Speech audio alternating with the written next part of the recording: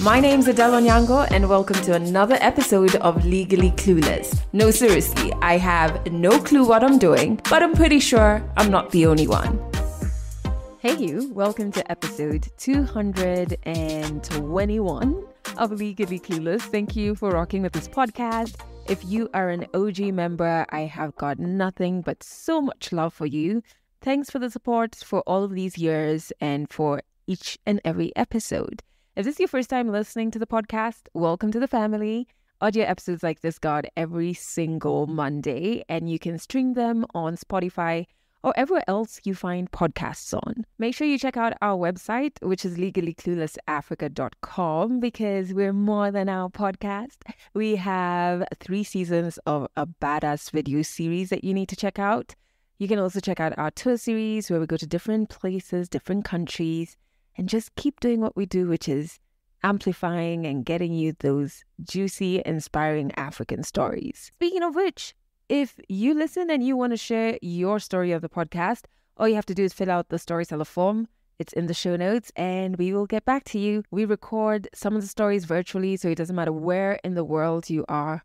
We will get your story. If you're African, you've got a valid story and we want to hear it. And the last thing is, join our cozy corner of the internet on Instagram. We're at Legally Clueless Africa, and on TikTok as well, because we started being a bit more consistent that side as well. We're at Legally Clueless Africa. There's links to those 2 pages in the show notes. I am very excited about this episode because I think something very magical about stories has come out through it. Listen to this. So the first time I played a video game, I remember I was around 3 years old. From there, I went into my phase where I was really into Barbie dolls. I still am actually. Growing up with my older brother and cousin, now we had a computer that had Mortal Kombat. Then when I was in standard 4, my dad got us a PlayStation 2. I think at the time I really loved seeing badass women in video games since I didn't really see many of those. I just remember loving Lara Croft, and that's how I became a history buff, because I actually wanted to be an archaeologist at some point because of what she did. Then in high school, I was too busy trying to survive. I think we know how Kenyan boarding schools are. So I kind of toned down my video game thing. That is Queen Arrow, and she's an esport athlete from right here in Kenya, making waves around the globe. I actually first met her in Montpellier in France, and I had little to no understanding of video games. So I was very nervous about recording this story, but I did find myself in the story, and I'll get into the magic of stories a little later. And editing it, I was getting so excited just because I was like, ooh, okay. This is interesting about how connected we are as Africans and as humans. But we'll get to that in a bit. Let's jump to the song of the week, which is a song I just discovered last week while I was in Dakar. I was shooting a show that I was one of the hosts of, and my co-host is a guy called Ike. He is from Nigeria. He's a Nollywood actor. And one of the days after filming, we were chilling, waiting for lunch. He had control of the Bluetooth speaker, and he's playing different jams from South Africa, from Nigeria, songs that he likes. And then he plays this particular song, and I'm like, hold up, what song is that? I don't know how I wasn't even paying attention to the music he was playing or conversations around the music, but when this particular song came up, I was just like, wait, what song is that? I don't know, I found it so spiritual. So it's called Pray. I don't know how to pronounce the artist's name. I think Ike told me it's Benson, but it's spelled BNXN. Either way, I've put a link to the song in the show notes. And he's basically in the song, from what I gather, I could be completely wrong, but there's a bit of English in there. Just talking about guidance and praying for his career and the things he wants to do and being thankful for how far he's come. I was listening to the song today as I was driving to the supermarket, and I remember thinking, wow, it doesn't matter what religion you subscribe to. Prayer is very meditative. Prayer for me is speaking to my ancestors, and I'm always telling them to be with me. So what do I normally say? I say it a lot before flights. To be besides me, within me, and ahead of me. That's what I'm always telling my ancestors, especially when I'm about to do something out of my comfort zone, like taking a flight. But I also do pray that to them and ask them that only that which is mine should find me, and that they should guide me in having the discernment to recognize what's mine and what isn't mine. Yeah, so I feel like, yeah, I still connect with this song, you know, even though maybe the artist was writing it from a different religious standpoint. Does that make sense? I've gone on and on about prayer. Listen, the link to the song is in the show notes. Check it out. I love it. There's a bit of a choir in the background. Although there's a point he starts talking about a chick and date night, and I'm like, no, it's not about that. Can we focus, please, sir? Anyway, I like it. I hope you do too. So I'm back home from Dakar. I have a few thoughts. First, I'm sending so much love to Senegal and her people in regards to the current situation and the lost lives and the loss of hope in democracy, hope in leadership. It's never an easy experience. And I was chatting with one of the friends. She was actually the director of the show I was shooting earlier, and she's safe. Her mom is safe. And I was just saying, you know, it's one thing to be physically safe, but you also have to take care of your mental when you're in the state of fear and no control. You know what I mean? But yes, I'm just sending all my love. That's one. The second thing is, man, before this trip, the imposter syndrome was so damn real.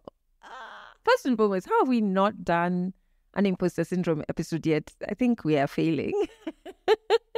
I feel like we need to have an episode on that because, my goodness. So, like the night of my flight, I was so uneasy. Like I felt like it was even manifesting in physical symptoms this time, where my breathing was like, the more I thought about what I was going to do, I haven't felt that way in eons. And I was so worried that I'd been contracted to host this show. It was something I've always wanted to do, but suddenly I was scared that I was going to fuck it up. And then the people who contracted me would realize I'm actually not that good at my job. I'm just hype. And that's the literal definition of imposter syndrome. I was experiencing it like real time. Even at a point, this is how crazy it got. My thoughts, I was like, am I having these thoughts that people who, you know, those news stories about plane crashes, and these people who changed their ticket last minute or decided not to travel, and they're just like, oh, I just had a feeling. At a point, I was like, maybe this is a feeling. And I had to be like, no, it's not. You're just having mad anxiety about this thing that you've always wanted. And you're having a hard time controlling your overthinking, and you're spiraling. Basically, that's what's happening. Anyway, clearly I got on the flight. But I opened up to two people who are the closest people in my life right now to me. And the entire trip, these two people spoke to me daily. Either I was calling them or they checked in daily, which is wonderful. They were reminding me of who I am, what I'm good at, and that I deserve to be there. I deserve to be in that space. I have the skill set needed to be in that space, regardless of what my overthinking mind is telling me or the imposter syndrome is telling me. And I just felt, yeah, I know I've said this on very, very recent podcasts, because at my big age is when I'm now learning to open up to people and stop being so hyper independent, even with mental struggles or like doubts and fears, just human feelings. Every time I open up, it's worked out for my good, to allow those who you know love you, you know wish you nothing but the best. You know their hearts are so pure, their intentions are brilliant, and they see you, to let them hold space for you, especially in my job where I can't go in on set and be like, oh guys, I'm very nervous today. You know what I mean? So I kind of need to have like a battalion besides me for the days I just have those human feelings of, am I good enough? You know, and so I feel so blessed, honestly, in two ways. One, that I'm strong enough to open up and allow people to hold space for me. And two, that I have those people who don't see me as an inconvenience or a burden, which is one of my greatest fears, and it would be the thing that would stop me from opening up to people. I would never want to be a burden, you know? And so I tell myself, I don't want to be a burden, I don't want to be, you know, which is obviously all explained in the hyper independence episode. Refer to the previous episode if you're floating. But yeah, if you're listening and you're having a hard time letting people who love you hold space for you, number one, work very hard to have the type of people who you truly want in your life around you. And this is not saying that they're bad and good people. No, I think they're people who are just more able to see you the way you want to be seen, to love you the way you appreciate being loved. And you have a connection with them. You know, it's not everyone you'll have a connection with. It doesn't mean that people are bad or that they are terrible and whatever. No, you just have a connection with other people. So first is to work hard on surrounding yourself with the right people. And for me, it's come down to about 2-3 people, which for me, more than enough. I'm good. And then just practice opening up. It's becoming easier. The more I do it, it's becoming so much easier. So if you're listening to this, this is your sign. Your ancestors have used me to tell you, you need to open up a bit, let people hold space for you. The trip though was wonderful. I felt so grounded during the trip. I'm so sure that I've reclaimed power over my life. Like, I'm so fucking sure of that. It's difficult as fuck. It's lonely, you know, because a lot of the work, as much as I'm saying that people who hold space for you, a lot of the work is you. It's you leading it. It's difficult, but I can feel the results. I feel grounded, and I felt it on this trip. I wasn't running from anything or anyone. I wasn't looking for distractions. I was in the moment, man. And I was open. I wasn't fearing, I'm not going to eat this because of that. I'm not going to go there because... No, I was just so open. And it felt like that's who I am.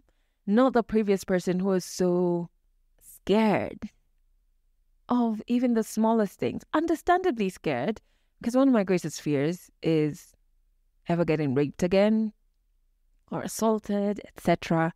And more so in a different country. So I'll kind of hold back. And yes, you do have to take care of yourself. But I think for me, it had gotten out of control. Yeah, and I just feel like that's disappeared. And I think the word is grounded. The word is grounded. And I was in the moment. Man, I ate. Let me tell you, as I'm trying to put on weight, once I see how much I put on, let's say in the last 2 months, 90% was from this trip. You know, like, I ate. The pastries in Dakar are so good. I would have 2 to 3 croissants every morning. That's ridiculous. Every single morning. The mangoes. The mangoes. Oh my goodness. I know it's worse because now we're not in mango season here in Kenya. So I'm just like missing those mangoes. One of my favorite restaurants in Dakar, I've gone there every trip I go to. I've been to Dakar thrice. All those trips I've been to Jet Cafe. It's by the water. The food. Hey, the food. So this time around, the first time I went, because I went twice. The first time I went, I had poulet l'ananas, which is chicken pineapple. But it's this gravy. Guys, I'm already hungry. Oh my God, the food. And then the second time I went, I had this thing that is so, can you hear? I'm salivating. I had this thing called gratin. Gratin, I think I pronounced it well. Gratin. Potatoes. Gratin. Doesn't matter how I pronounce it. It was good. Oh, it was so good. It was so good. I've always loved Bissap, which is one of their, like a local juice, you could say. It's hibiscus juice with some mint and some ginger. And I've always only had the red one. I didn't even know there was another kind. But this trip, I found out there's a white one, which is pretty yummy as well. And then the jollof, like at the airport. I was waiting for my flight. It kept getting delayed. Thank you, KQ. But anyways, kept getting delayed. But one thing that was making me not so mad is they just kept serving us jollof with this nice, it's not even a gravy. I don't know what it is, but it tasted so good. I just kept eating. I couldn't stop myself. I couldn't stop. Most of my free time was spent either sleeping or eating. Essentials. Okay, let's jump into 100 African stories. I always wanted to record this story. She's actually featured on one of our video series episodes, but I was a bit nervous at first because I am terribly lacking in knowledge when it comes to esports, like 100%. But what I loved about Queen Arrow's story is that it reminded me that as humans, it's not what we do that connects us. It's who we are that connects us.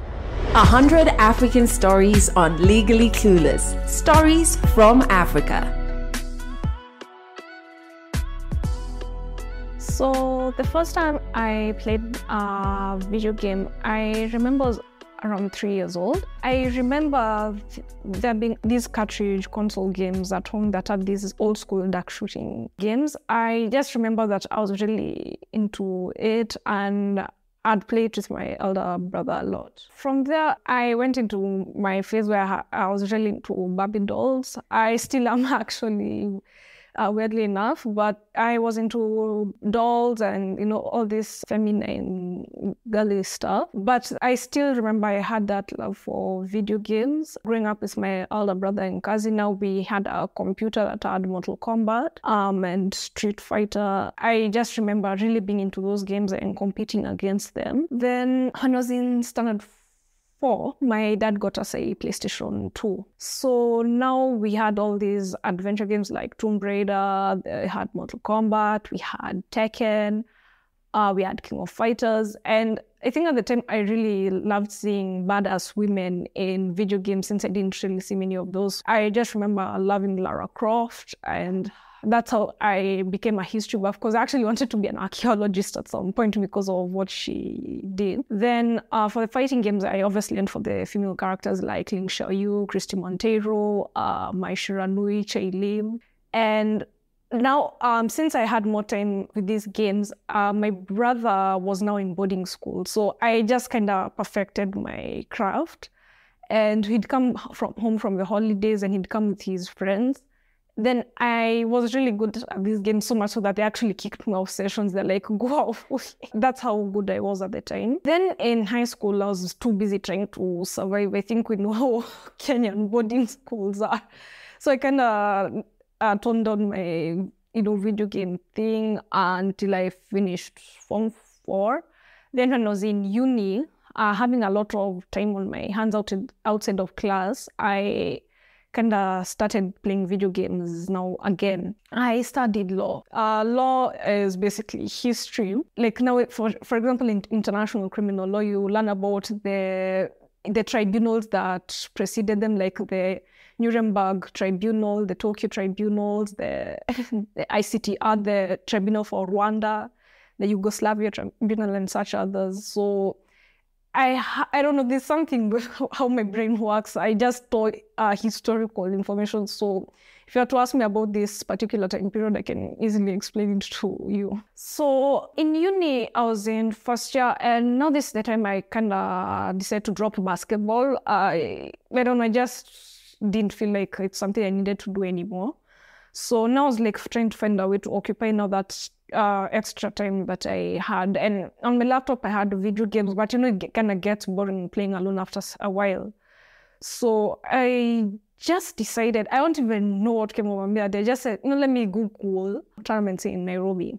Then one of the first search results I got on my phone was the East African Gaming Convention. It was in April of 2017. So they said that, I remember the fee at the time for signing up for the tournament, which was Mortal Kombat, was 2,000. So I was like, shit, I don't have that money on me. So I asked one of my cousins to help me pay for it, and she did. I went for that tournament during the Easter weekend with my brother, and I remember I really did I did my best, all things considered. And once the tournament was done, I was 4th place out of, I think, around 15, 20 guys. So the tournament was held at Two Rivers in Nairobi. And how I felt during that tournament, I felt really like motivated.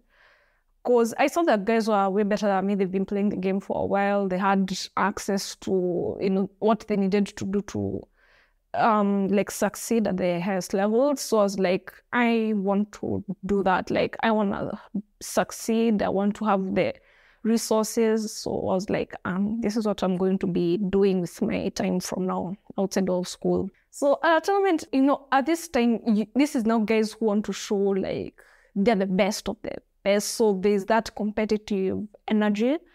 Then there's also the nerves, because you don't know how strong your opponent is, and you're like just really jittery and you're nervous. So the whole time, especially the time that you start playing your games, you may be holding your breath, so you may even forget to breathe. Then when it's done, you're like, wait, I wasn't breathing. That's how it is for me, and that's not entirely the best way. You're supposed to at least try breathe in during your sets and just relax. At the end of the day, it's meant to be fun. You're not supposed to like lose your mind. At this time, how my family and friends felt about me attending tournaments, I don't think they really got it, because the video games are such a, let me say, niche concept, and especially now competing at video games, not traditional sports, it doesn't really, I'd say, make sense. So they weren't like saying like you're wasting your time, but they're like, how is this going to help you? And they're kind of indifferent, but they still like stood by my decision. So they're like, I don't get it, but it's fine. So what came after? I was still looking for tournaments in Nairobi, but they weren't really many at the time. And then I just decided to drop Mortal Kombat, because I've always said this, how NRS, the studio that makes Mortal Kombat, balances the games, it's obscene. And I know some NRS fans will come for me for saying this, but yeah, some of the characters are just not balanced properly. And I decided to move on to Tekken. So the next time I Googled the tournament, I saw that there had been a Tekken tournament in Nairobi held by the Tekken 224, but I missed it by a whole month, imagine.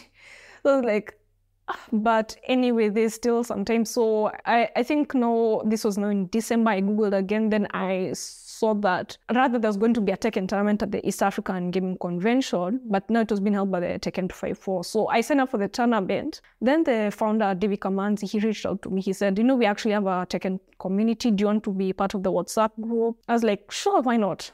So I found there's a whole community of Tekken enthusiasts, and I really thought it was cool. So I became part of the community, and now this is where I learned, like, there are guys who were really serious about it. They were so in touch with the fundamentals of the game. At this time, I was just competing, and I was just learning slowly. I was getting washed during the tournaments, but it was fun for me at the time. Then in May of 2018, that's when everything changed. So there was a North American team, Exit Gaming. They wanted to sign an African player. So they Googled on their end whether there was a Tekken community in Africa. They found that Tekken 254 was part of, one of the first such results. They reached out and they decided to sign me on. So I was like, bro, I'm not even the best Tekken player in this community.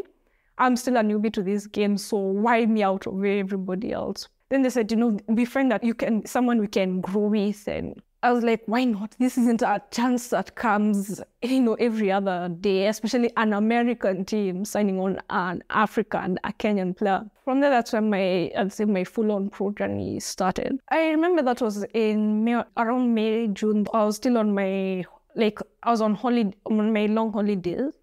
So now the founder of the community, David Kamanzi, he reached out to me in a while. WhatsApp, he said, check your emails. So it was early morning, I just woken up. So I'm looking at, now what's this dude telling me? Then I check my email. I said an email from X Gaming introducing themselves, saying that they're an American team, they're interested in me bringing on, so we should have a Discord call. So I started looking for the hidden cameras. Is Ashton Kutcher gonna pop out and say I'm unpunked? Then I'm like, okay, it's real. So I had the call with them. They told me like what their mindset was like. They want to bring me on. They feel like, I can learn a lot. I can get new experiences. Then eventually I can start to, traveling out for journeys and stuff.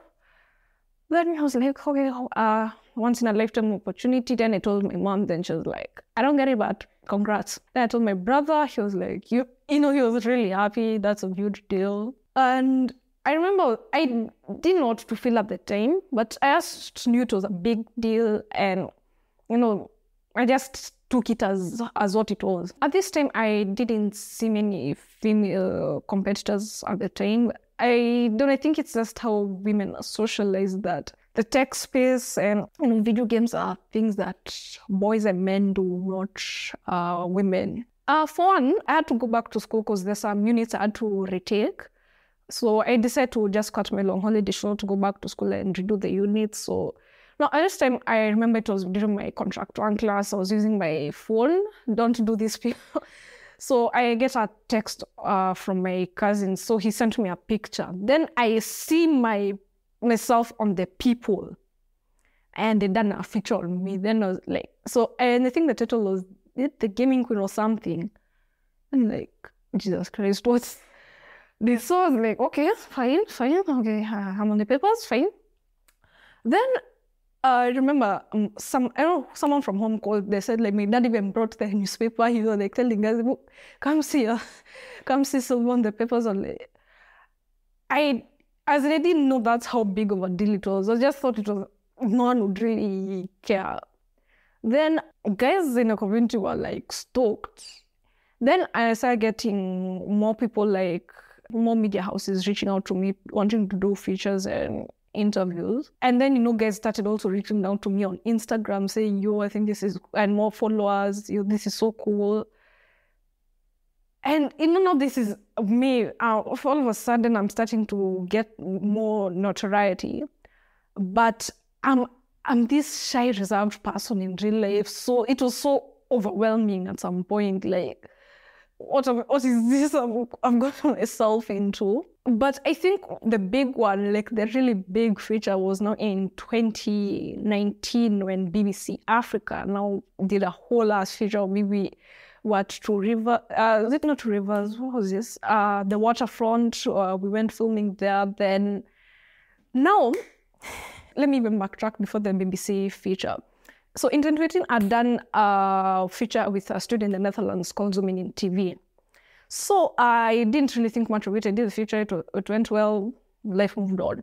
Now, you see there's the Tekken community from the Ivory Coast. Now, I don't know how they got a hold of that feature. But all of a sudden, now when I was filming now for the BBC, I saw my Twitter was blowing up. And I was like, at the time, I was just concerned and confused and didn't even know what was going on. Now, when I got home and settled in, I saw all of a sudden, I think at the time I had like 260 followers. Now, all of a sudden, my following has reached like 600. Then it's because the Ivory Coast community had gotten a folder feature. Then they had, tagged guys, and I was like, in the American and UK FGC, and I was like, oh my God, what have these guys done? Now, when the BBC feature now came out, they tagged guys, and now you see, there are legends in the American FGC, like Anakin.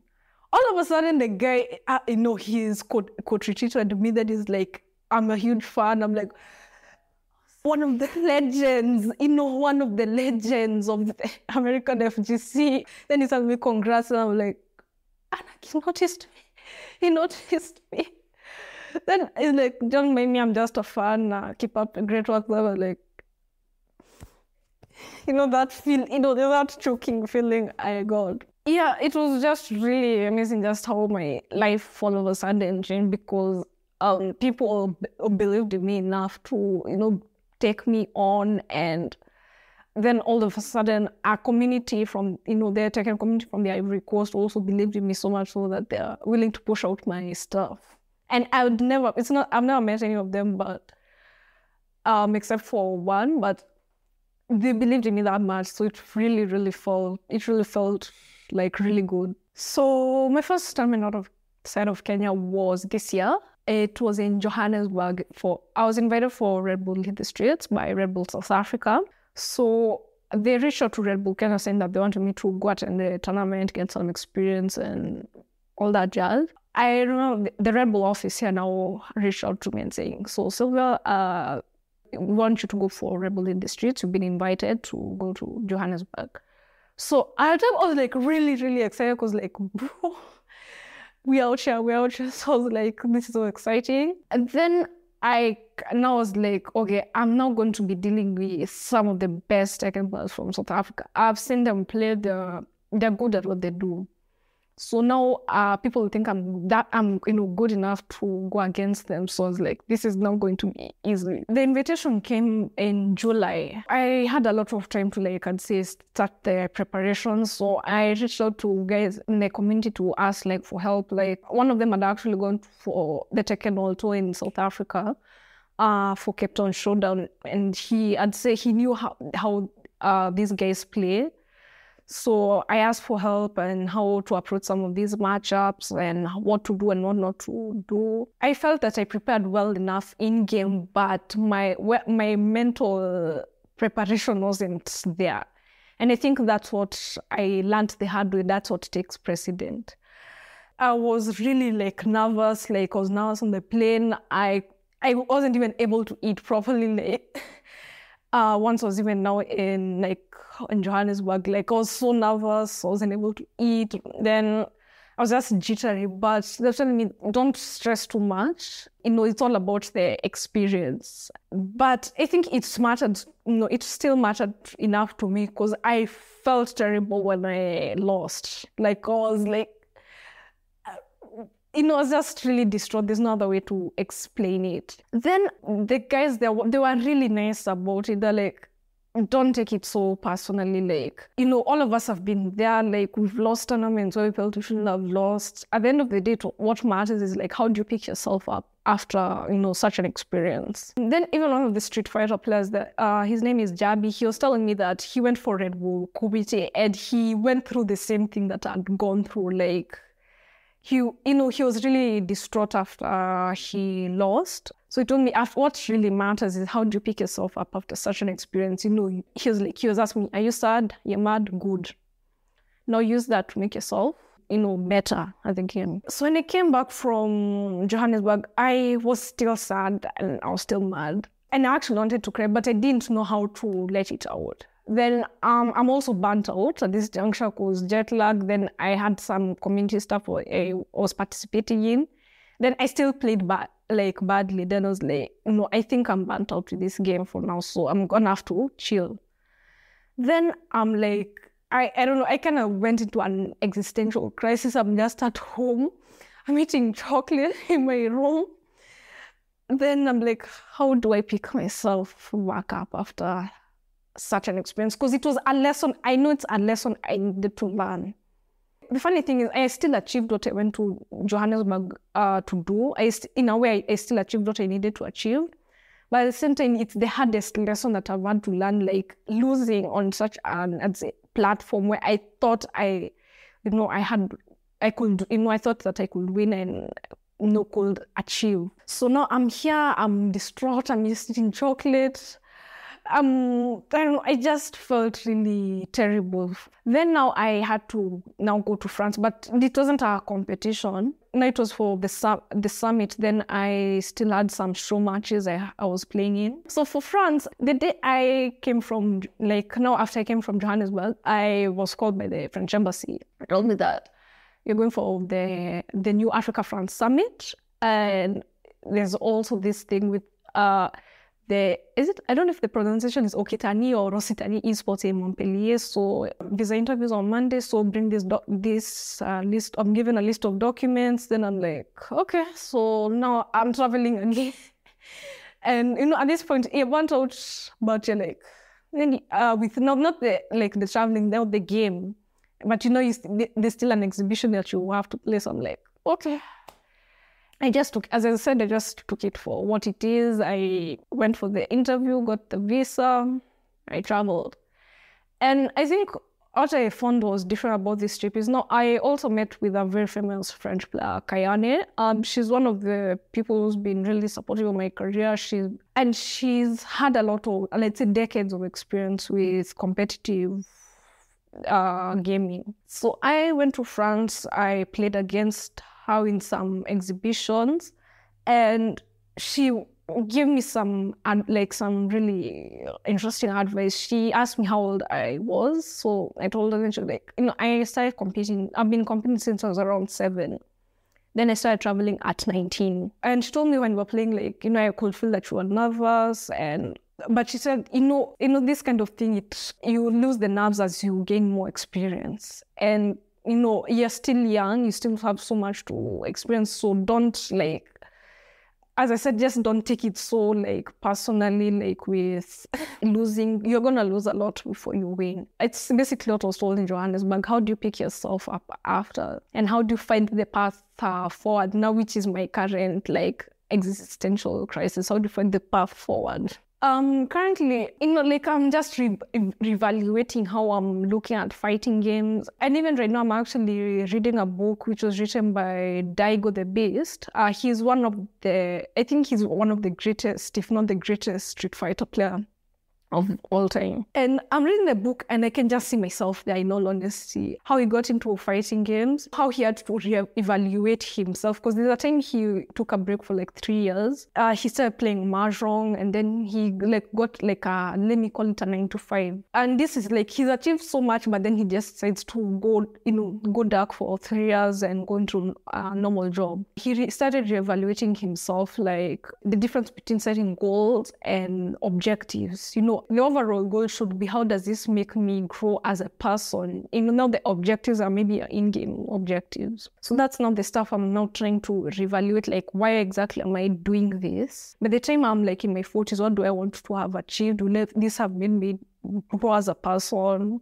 How will I have grown as a player? How will I have, made a difference? That's the existential crisis I'm in. Then to reach those overall goals, now I'm trying to set different, objectives in game. For example, I want to have gained this amount of character knowledge by this time. And it's not easy, but I think, God doesn't give you stuff. He can give you a burden that you're not able to bear.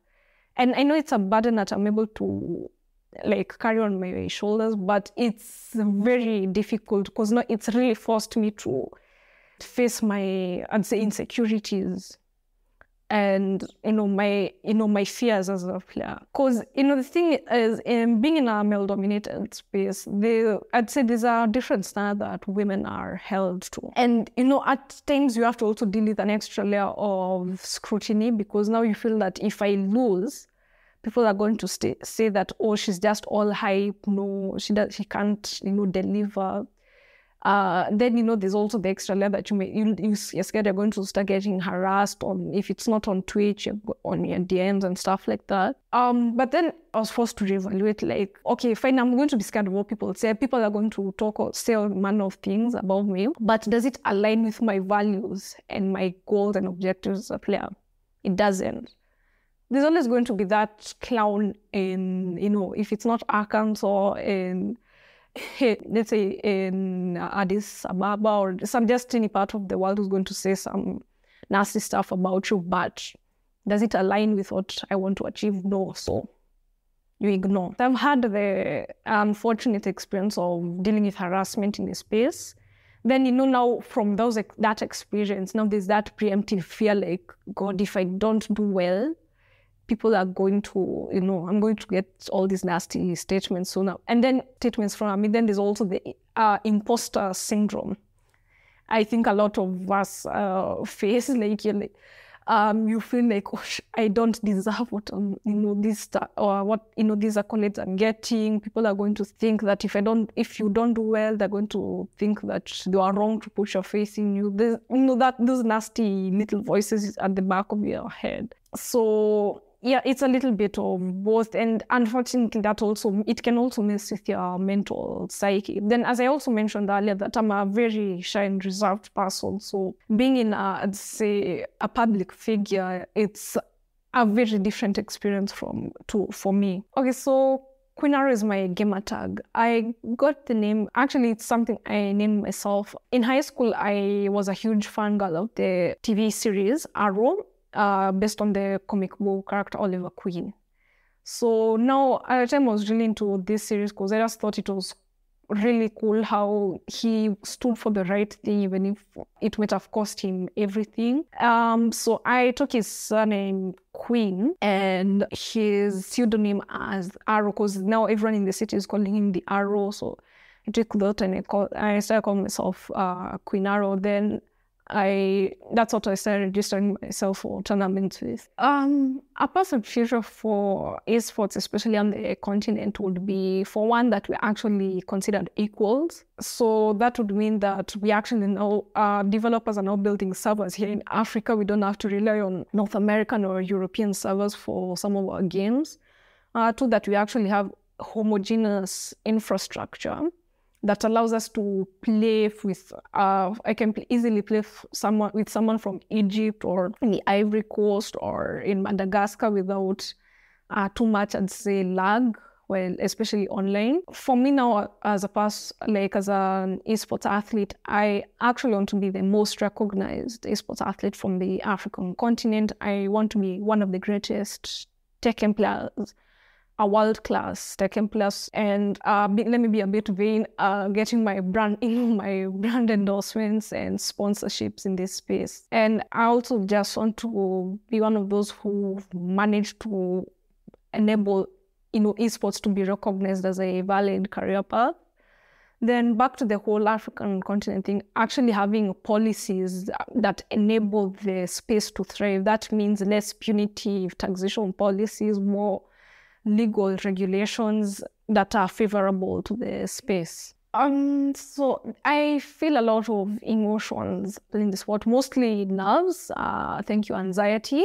So, now being a person that has to deal with a lot of anxiety, I tend to feel a lot while playing. But I think the most interesting thing is that once I start getting to the zone, there's that competitive, there's just this weird rush that I get. And then on top of that is, now that rush is now, I can say, boosted or validated is when I start seeing stuff that, like, maybe mistakes my opponent is making, capitalizing on it. Then I just feel stuff flowing, like everything that I've been taught from, my many teachers in the space, like, this person has done this move and no, it's punishable. I started, my punishment has just started getting better. They've whiffed this move, I punish them. They're going for this low, nice try, punish. And then now it's just, everything just starting to come together in this, let me call it, like, I think you watch The Matrix where Neo starts, when he's having that kung fu lesson with Morpheus, everything's just meshing together. And now that rush really comes in. So that's how I really feel. I just feel. Honestly, I didn't set out to become this big esports like figure in Kenya. I just did it because I was having fun. I just enjoyed competing. And the thing is, with the success I've seen in this space, I only feel it's only up from here. So I just want to see what comes next. I want to learn. I really want to become that world-class Tekken player, become one of the greats, and as I said, being the most recognized esports athlete from the African continent. That's all I want. Catch more African stories in the next episode of Legally Clueless. I hope you found parts of yourself in Queen Arrow's story. I really did, which is why I loved even just going back to the story and producing it. I was like, oh my goodness, this relates to what I'm going through right now. I have probably played a sum total across my life of 2 minutes of a video game. And that was probably over a decade ago. And I still found parts of myself in Queen Arrow's story. When she was talking about imposter syndrome, feeling like you're not good enough to be in the rooms you get invited to or the rooms that you already occupy. I've spoken about it earlier in this episode, but I think it's also reminded me about one of the best Christmas gifts I've ever gotten, that I got in a year where I was doubting myself incredibly. And I got a memory card full of all of my career achievements, all the amazing things that Legally Clueless Africa had achieved and produced. Also had a folder of my favorite memes that just would crack me up. And that gift still sits on my main office desk to date. Like, I'm recording this while looking at it, just for those moments where I just need a reminder of how capable I am. And so that was a gift. But what I've started doing that I think you can as well is at the beginning of the year, I opened a folder on my phone that's called 2023 Moments. And it's not only limited to career moments, it's any moment that made me feel warm and happy and enjoying this human experience. And I store photos or videos related to those moments in this folder. And so I'm going to collect them across the year and probably reflect on them in December.